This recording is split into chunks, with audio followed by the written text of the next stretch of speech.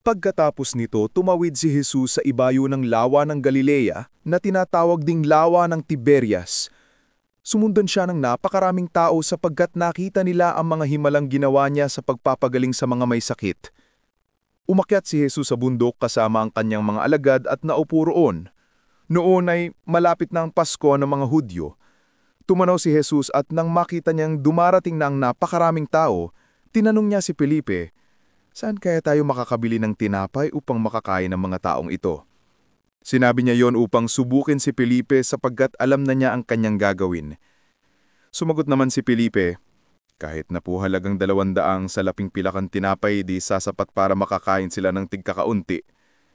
Sinabi ni Andres na isa sa kanyang mga alagad at kapatid ni Simon Pedro, "Mayroon po ritong isang batang lalaki na may dalang 5 tinapay na sibada at 2 isda. Subalit, sasapat kaya ang mga ito?" "Paupuin ninyo ang mga tao," sabi ni Jesus. Madamo sa lugar na iyon. Umupo nga ang mga tao. Sa kanila ay may humigit kumulang sa 5,000 ang mga lalaki. Kinuha ni Jesus ang tinapay at matapos magpasalamat sa Diyos ay ipinamahagi iyon sa mga taong nakaupo. Gayon din ang ginawa niya sa mga isda. Nakakain ng lahat at nabusog. Nang makakain na ang mga tao, sinabi ni Jesus sa mga alagad, "Ipunin ninyo ang lumabis ng di masayang." Ganoon nga ang ginawa nila at nakapuno sila ng 12 kaing mula sa 5 tinapay na sibada. Nang makita ng mga tao ang himalang ginawa ni Jesus, sinabi nila, "Tunay na ito ang propetang darating sa sanlibutan." Napansin ni Jesus na lalapitan siya ng mga tao at pipilitin siyang gawing hari, kaya't umalis siyang muli at mag-isang umakyat sa bundok.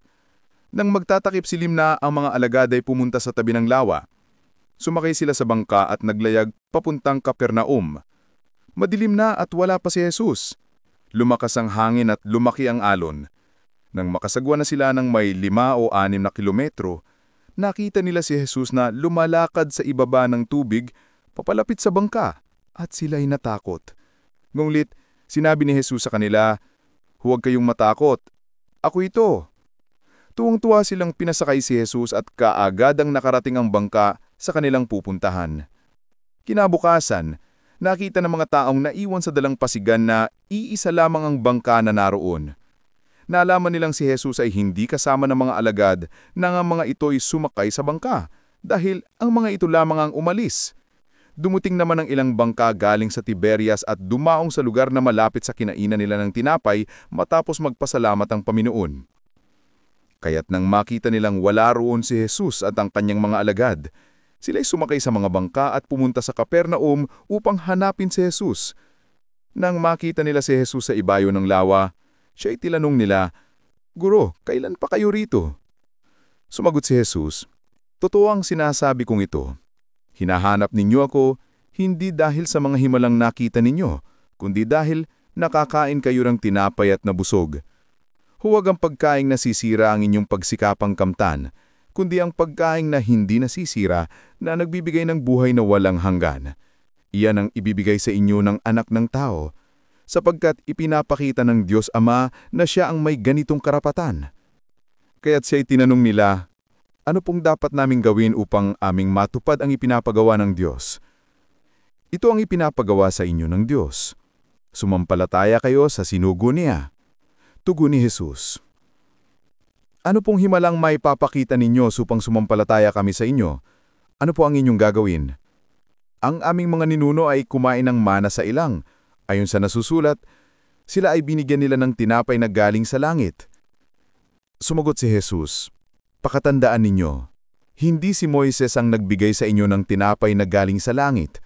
Ang aking Ama ang nagbibigay sa inyo ng tunay na tinapay na galing sa langit.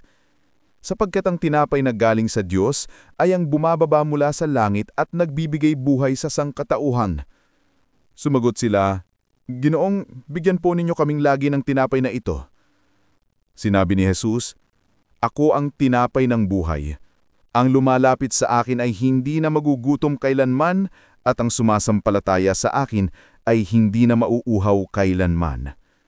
Ngulit sinabi ko la sa inyo, nakita na ninyo ako, ngulit hindi pa rin kayo sumasampalataya sa akin. Lalapit sa akin ang lahat ng ibinibigay sa akin ng Ama, at hinding-hindi kong tataboy sa kailanman ng sino mang lumalapit sa akin, Ako'y bumababa mula sa langit, hindi upang gawin ang sarili kong kalooban, kundi ang kalooban niya na nagsugo sa akin. At ito ang kanyang kalooban, ang huwag kong hayaang mapahamak ang kahit sino man sa mga ibinigay niya sa akin, kundi ang buhayin ko silang muli sa huling araw. Sapagkat ito ang kalooban ng aking Ama. Ang lahat ng nakakakita sa anak at sumasampalataya sa kanya ay magkaroon ng buhay na walang hanggan, at sila ay muli kong bubuhayin sa huling araw. Nagbulong-bulungan ng mga Hudyo dahil sa sinabi niyang, "Ako ang tinapay na bumaba mula sa langit." Sinabi nila, "Hindi ba ito si Jesus na anak ni Joseph? Kilala natin ang kanyang ama at ina. Paano ngayon masasabi niyang bumaba siya mula sa langit?" Kaya't sinabi ni Jesus, "Tigilan ninyo ang inyong bulong-bulungan. Walang makakalapit sa akin malibang dalhin siya sa akin ng Ama na nagsugo sa akin. At ang lumalapit sa akin ay muli kong bubuhayin sa huling araw." Nasusulat sa aklat ng mga propeta, at silang lahat ay tuturuan ng Diyos. Ang bawat nakikinig sa Ama at natututo sa Kanya ay lumalapit sa akin. Hindi ito nangangahulugang may nakakita na sa Ama. Ang nagmula sa Diyos ang tanging nakakita sa Ama. Pakatandaan ninyo, ang sumasampalataya sa akin ay may buhay na walang hanggan. Ako ang tinapay ng buhay. Kumain ng mana ang inyong mga ninuno nang sila'y nasa ilang, ngunit sila'y namatay. Narito ang tinapay na bumababa mula sa langit upang ang sino mang kumain nito ay hindi na mamatay. Ako nga ang tinapay na nagbibigay buhay na bumababa mula sa langit.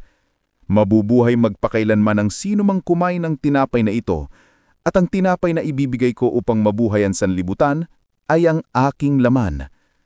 Dito ay nagtalo-talo ang mga Hudyo. Paanong maibibigay sa atin ng taong ito ang kanyang laman upang makakain natin? Sinabi ni Jesus, "Pakatandaan ninyo, malibang kainin ninyo ang laman ng anak ng tao at inungin ang kanyang dugo, hindi kayo magkakaroon ng buhay. Ang kumakain ng aking laman at umiinom ng aking dugo ay may buhay na walang hanggan, at muli ko siyang bubuhayin sa huling araw. Sapagkat ang aking laman ay tunay na pagkain at ang aking dugo ay tunay na inumin. Ang kumakain ng aking laman at umiinom ng aking dugo ay nananatili sa akin at ako naman sa kanya. Isinugo ako ng buhay na Ama at ako'y nabubuhay dahil sa kanya. Gayun din naman, ang sino mang kumakain sa akin ay mabubuhay dahil sa akin. Ito ang tinapay na bumaba mula sa langit. Hindi ito katulad ng kinain ng inyong mga ninuno sa ilang. Namatay sila kahit na kumain yon. Ang kumakain ng tinapay na ito ay mabubuhay magpakailanman." Sinabi ito ni Jesus sa sinagoga habang siya ay nagtuturo sa Capernaum. Narinig ito ng kanyang mga alagad at marami sa kanila ang nagsabi, "Mabigat na pananalita ito. Sino ang makakatanggap nito?" Kahit walang nagsasabi kay Jesus, alam niya na nagbubulong-bulungan ng kanyang mga alagad tungkol dito. Kaya't sinabi niya, "Dahil ba rito'y tatalikuran na ninyo ako? Gaano pa kaya kung makita ninyong umaakyat ang anak ng tao papunta sa dati niyang kinaroroonan? Ang Espiritu ang nagbibigay buhay, hindi ito magagawa ng laman. Ang mga salitang sinabi ko sa inyo ay Espiritu at ito ang nagbibigay buhay.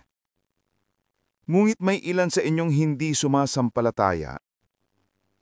Alam na ni Jesus buhat pa noong una kung sino-sino ang hindi mananalig sa Kanya at kung sino ang magkakanulo sa Kanya. Idinugtong pa niya, "Iyan ang dahilan kaya ako sinabi sa inyo na walang makakaalapit sa akin malibang ito'y loobin ng Ama." Mula nooy marami sa kanyang mga alagad ang tumalikod at hindi na sumama sa kanya. Tinanong ni Jesus ang 12, "At kayo, gusto rin ba ninyong umalis?" Sumagot si Simon Pedro, "Panginoon, kanino pa po kami pupunta? Nasa inyo ang mga salitang nagbibigay buhay na walang hanggan. Naniniwala kami at natitiyak namin na kayo nga ang banal na mula sa Diyos." Sumagot si Jesus, Hindi ba't ako ang humirang sa inyong 12? At ang isa sa inyo ay dyablo. Ang tinutukoy niya ay si Judas na anak ni Simon Iscariote, sapagkat siya na kabilang sa 12 ay magkakanulu sa kanya.